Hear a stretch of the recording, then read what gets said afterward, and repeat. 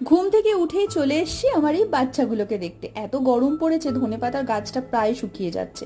তারপরে চলে এসেছি রান্না বান্না করতে। এখানে আজকে বানাচ্ছি হচ্ছে মুরগির ঝোল। রবিবার বলে কথা, মুরগির ঝোল আর ভাত দিয়ে জমিয়ে লাঞ্চ করলাম। তারপর ভাত ঘুমটাকে স্যাক্রিফাইস করে এখন যাচ্ছি একটু পার্লারে। এত গরম পড়েছে, সন্ধ্যেবেলা ঘেমে গেছিলাম কাজকর্ম করে, তাই আরেকবার স্নান করে নিলাম। আর এই জায়গাটা আমরা প্রতি উইকেন্ডেই আসি, কিন্তু আজকে নিচে নয়, আজকে যাচ্ছি ওপর তলায়, মানে পার্লারে। আমি সৌরভ দুজনেই এখানে আসি, আগেও এখানে এসেছি, তোমরা আগেও ব্লগে দেখেছো। আজকে বেসিক্যালি সৌরভ চুলদাড়ি কাটবে আর আমি একটু স্পা করাবো। এই হচ্ছে বিফোর লুক। চুলটা যথেষ্ট রাফ হয়ে গেছে আর তারপর শুরু হয়ে গেছে প্রসিডিউর। 3-4 মাস অন্তর স্পা করলে চুলটা দেখেছি ভালোই থাকে।